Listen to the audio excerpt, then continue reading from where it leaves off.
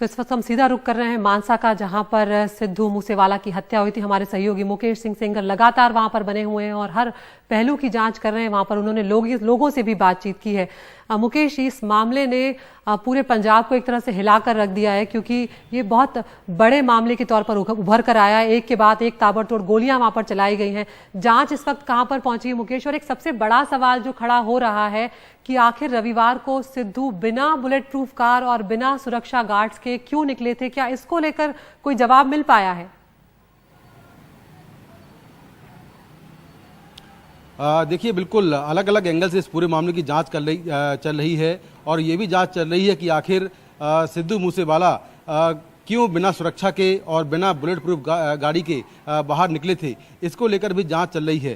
तो मैं यहाँ पर खड़ा हूँ, जो थाना है जहाँ पर इस पूरे मामले की जांच की जा रही है।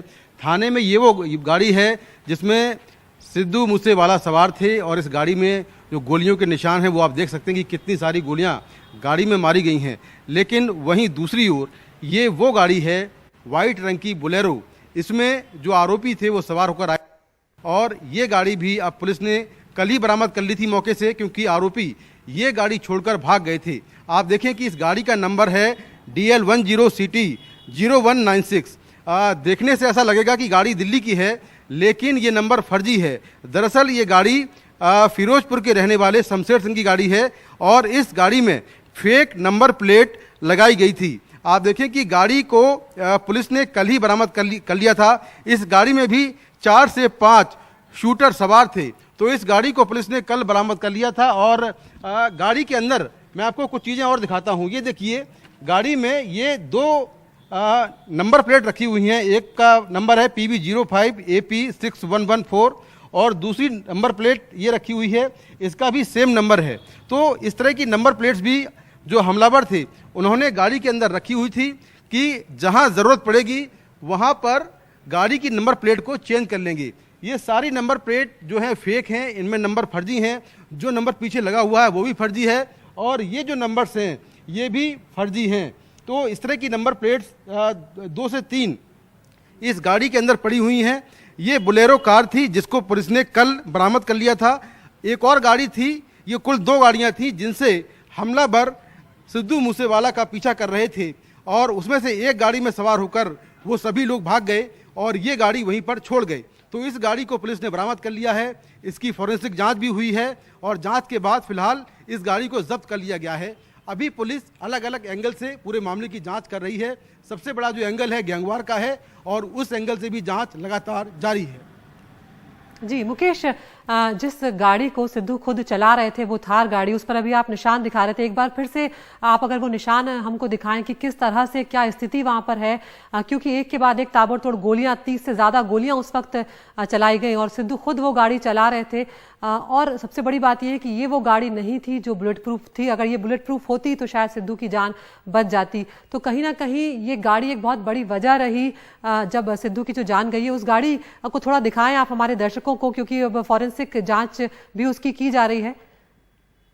उस पर कई निशान जो हैं वो मिले हैं, जो गोलियां मिली हैं वो भी कहीं ना कहीं सवाल उठा रही हैं कि अलग अलग हथियारों का इस्तेमाल हुआ है। मुकेश, देखिए, बिल्कुल अभी तक की जांच में साफ हुआ है कि 3 तरह के वेपन का इस्तेमाल हुआ है। यानी कि इस गाड़ी में जो गोलियां लगी हैं वो 3 तरह के हथियारों से फायर की गई हैं। आप देखें कि गाड़ी का अगला हिस्सा अगर आप दिखाऊं मैं आपको, ये बोनट है और यहाँ पर ये जो होल हैं गाड़ी, ये जो बुलेट के निशान हैं ये कितने बड़े बड़े हैं। यहाँ पर फायरिंग हुई और यहाँ पर आप देखें कि लगातार आपको 1 2 3 4 5 6 7 8 गोली यहाँ पर मारी गई हैं। और इसके ठीक पीछे ड्राइविंग सीट पर सिद्धू मूसेवाला सवार थे। वो इस कार को खुद ड्राइव कर रहे थे। उनके बगल में उनके दोस्त बैठे हुए थे और पीछे एक और दोस्त बैठा हुआ था। तो इस गाड़ी को वो ड्राइव कर रहे थे। हमलावरों ने 2 गाड़ियों से इस गाड़ी को घेरा, उसके बाद चारों ओर से फायरिंग की। अगर मैं आपको दिखाऊं कि पूरी गाड़ी में फायरिंग है। यहाँ देखिए, ये 2 गोली यहाँ लगी हुई हैं, एक गोली ये लगी है, एक गोली ये लगी है, एक नीचे लगी हुई है। इसके बाद आप देखें कि जो गाड़ी का पिछला हिस्सा है यहाँ शीशे पर गोली मारी गई। हालांकि जो 2 लोग घायल हैं उनको इतनी गोलियां नहीं लगी हैं क्योंकि वो दोनों बच गए हैं। तो टारगेट पर सिद्धू मूसेवाला थे, जिनको लगातार कई गोलियां मारी गईं। आप देखें कि जहां पर जो ड्राइविंग सीट है, सबसे ज़्यादा गोलियों के निशान आपको वहीं नजर आएंगे। तो टारगेट पर थे सिद्धू मूसेवाला, जिनकी मौके पर ही मौत हो गई थी। 30 राउंड फायरिंग हुई है। और अगर गाड़ी के पीछे हिस्से की बात करें तो बदमाशों ने पीछे से भी फायरिंग की है। ये देखिए, जो गाड़ी का पिछला शीशा है, यहाँ पर भी आपको होल नजर आएगा। गाड़ी के मैं दूसरे हिस्से पे चलता हूँ और यहाँ पर आपको दिखाता हूँ कि ये पुलिस ने सीट बाहर निकाल दी है इस गाड़ी की, क्योंकि ये इसमें खून लगा हुआ था और फॉरेंसिक एक्सपर्ट जांच के लिए आए थे, तो उन्होंने सीट को निकाल के बाहर कर दिया है। आप देखें कि यहाँ से भी, इस तरफ से भी बदमाशों ने फायरिंग की। ये 1, 2 और 3 निशान है गोलियों के। यहाँ पर भी लगातार गोलियों से जो फायरिंग, यहाँ पर फायरिंग हुई है और यहाँ पर भी गोलियाँ लगी हैं। इसके बाद आप थोड़ा आगे आए तो यहाँ पर देखिए, ये देखिए इस तरफ ये 3 से 4 गोलियों के निशान यहाँ पर भी हैं। यानी कि गाड़ी का ऐसा कोई हिस्सा नहीं बचा है जहाँ पर हमलावरों ने फायरिंग ना की हो। और ऐसा लगता है कि कम से कम 5 से 6 हथियार रहे होंगे, जिसमें पिस्टल के अलावा कुछ बड़े वेपन भी होंगे, एडवांस वेपन होंगे, जिनके जरिए फायरिंग हुई।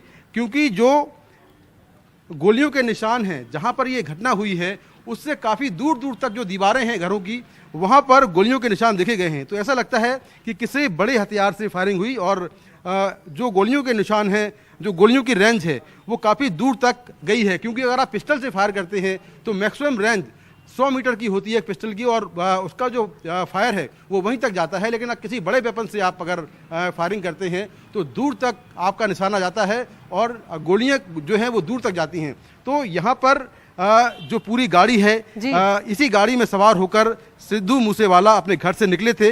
अगर ये गाड़ी बुलेट प्रूफ होती तो शायद वो बच जाते, लेकिन अपनी प्राइवेट जो गाड़ी थी बुलेट प्रूफ, वो घर पर छोड़ आए और अपनी थार गाड़ी लेकर वो निकल पड़े। उनके जो 2 PSO थे सरकारी, वो भी घर पर उन्होंने छोड़ दिए थे। तो इस तरह से सुरक्षा में कहीं ना कहीं लापरवाही हुई और इसका खामियाजा सिद्धू मूसेवाला को भुगतना पड़ा। जी मुकेश, अगर संक्षेप में बता सके कि कुल कितनी गोलियां गाड़ी पर लगी होंगी, और जिस तरह से आप कह रहे हैं कि घेर कर मारा गया, तो क्या पहले गाड़ी को पंचर किया गया, क्योंकि टायर भी पंचर नजर आ रहे हैं?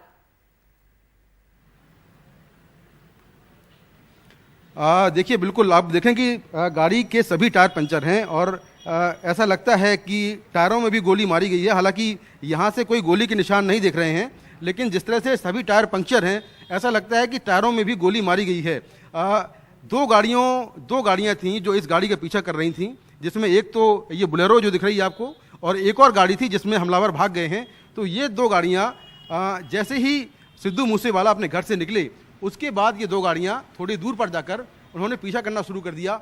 और जैसे ही वो जवाहर के गांव पहुंचे, वहीं पर दोनों गाड़ियों ने इस गाड़ी को आगे से ओवरटेक किया और ये गाड़ी रुकवा ली। उसके बाद लगातार फायरिंग हुई, जिसमें टायर तो पंक्चर हुए ही, लेकिन अगर आप गाड़ी देखें तो पूरी गाड़ी में कम से कम 30 से 35 गोलियों के आपको निशान नजर आएंगे। तो इससे लगता है कि काफ़ी एडवांस वेपन से फायरिंग की गई और लगातार ताबड़तोड़ फायरिंग की गई। और हमलावरों ने यह भी देखा कि सिद्धू मूसेवाला की मौत हुई है या नहीं हुई है, क्योंकि फायरिंग करने के बाद उन्होंने इस बात की तस्दीक की कि सिद्धू या मूसेवाला की मौत हुई है या नहीं हुई है। जब उनको इस बात का एहसास हो गया कि सिद्धू मूसेवाला की मौत हो चुकी है और उसे कई गोलियां लगी हैं, उसके बाद वो वहाँ से निकलकर भाग गए। तो इस तरह से एक बेहद हैरान करने वाला मामला है कि पंजाब में इस तरह से एक सिंगर की हत्या हो जाती है। और फिलहाल अभी जो अब तक की जांच हुई है वो गैंगवॉर से जुड़ती नजर आ रही है, जिसमें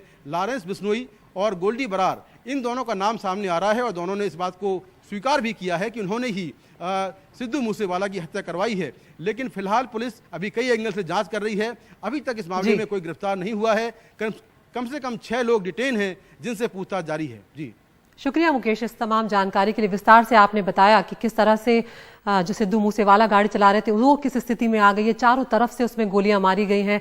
और दूसरी तस्वीर उस बुलेरो गाड़ी की जिसे पुलिस ने जब्त किया है, जो सिद्धू मूसेवाला को मारने के वक्त इस्तेमाल की गई। 2 गाड़ियों का इस्तेमाल किया गया उस वक्त, लेकिन एक गाड़ी में हत्यारे जो हैं वो फरार हो गए। दूसरी गाड़ी जो बुलेरो है उसे जब्त कर लिया गया और उसमें जो नंबर प्लेट निकल कर सामने आई है उससे साफ जाहिर हो रहा है कि ये दूसरी गाड़ी है और इसको ये चोरी की गाड़ी एक तरह से, और फर्जी नंबर प्लेट का इस्तेमाल कर इसका इस्तेमाल किया जा रहा था।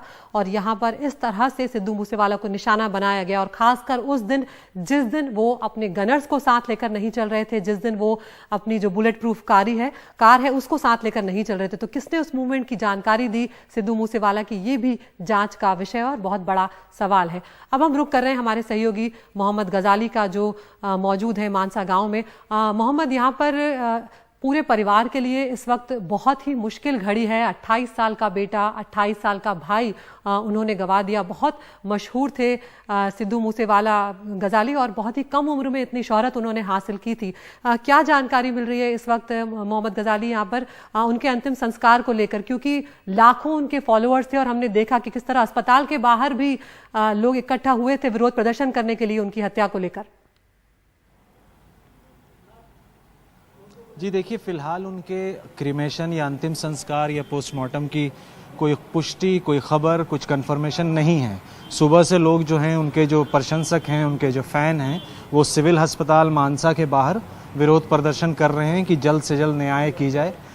दूसरी चीज़ ये है कि परिवार के लिए तो सदमे का माहौल है ही, क्योंकि इकलौते थे वो, एक ही बेटा था परिवार में, और ख़ास करके मानसा इलाका कोई बहुत डेवलप्ड नहीं है। यहाँ पर ज़्यादातर लोग खेती पर निर्भर करते हैं, और जो भी अपने लिए कुछ करना चाहता है उसको, जैसे अंग्रेज़ी में कहते हैं, सेल्फ मेड है, अपनी मेहनत से किया है। तो सिद्धू मूसेवाले का कोई म्यूज़िक इंडस्ट्री में कोई गॉडफादर नहीं था।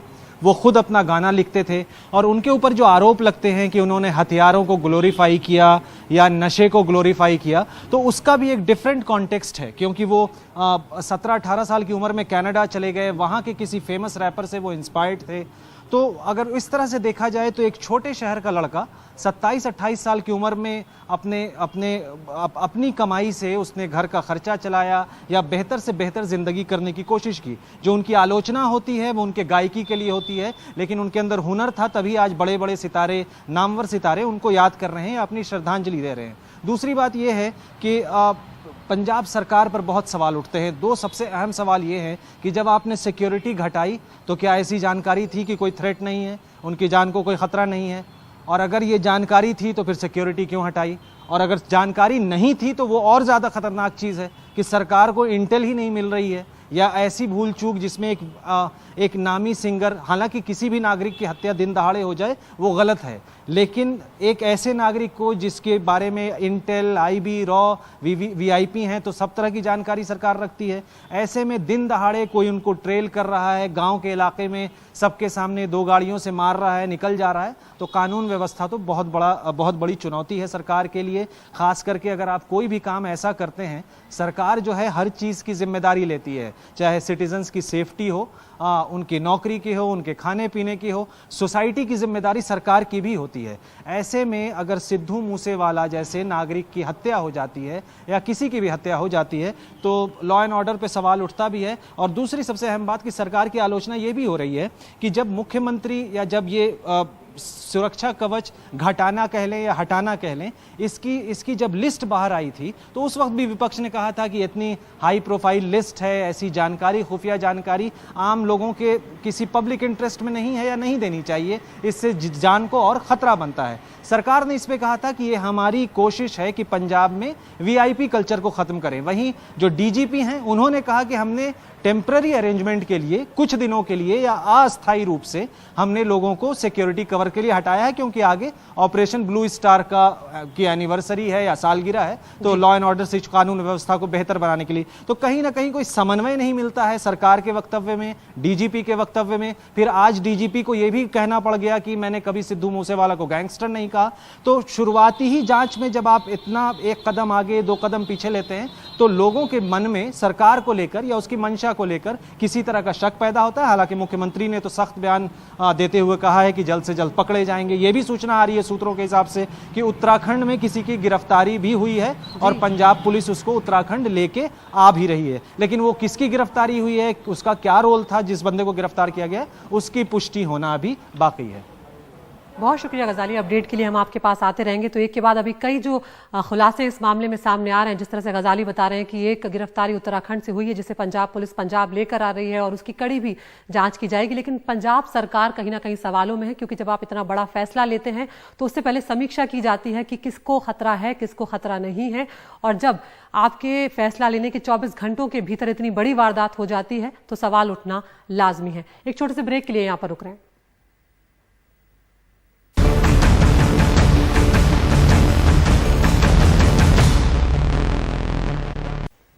और अब राज्यसभा चुनाव की बात करते हैं। 57 सीटों पर 10 जून को चुनाव होने वाले हैं और 31 मई यानी कल का दिन है जो वो आखिरी तारीख है नामांकन दाखिल करने के लिए। और उसके लिए आज कई बड़े नेताओं ने भी अपना पर्चा दाखिल किया है। 3 अलग अलग तस्वीरें आपको दिखा रहे हैं। कांग्रेस की तरफ से पी चिदम्बरम, जिन्हें तमिलनाडु से उम्मीदवार बनाया गया है, वो अपना पर्चा दाखिल करने पहुंचे। बीजेपी की तरफ से वाणिज्य मंत्री पीयूष गोयल ने अपना नामांकन दाखिल किया, वो महाराष्ट्र की तरफ से उम्मीदवार बनाए गए हैं। और उत्तर प्रदेश से जयंत चौधरी पहुंचे, जो आरएलडी और सपा के संयुक्त उम्मीदवार हैं। और जयंत चौधरी के साथ अखिलेश यादव भी मौजूद थे उनका नॉमिनेशन फाइल करते वक्त। तो अब कल आखिरी तारीख है, कुछ और चेहरों के नाम जो हैं वो फाइनल होने हैं और खासकर बीजेपी से अभी कुछ और नाम निकलकर सामने आने हैं कि किस किस को उम्मीदवार बनाया जाना है।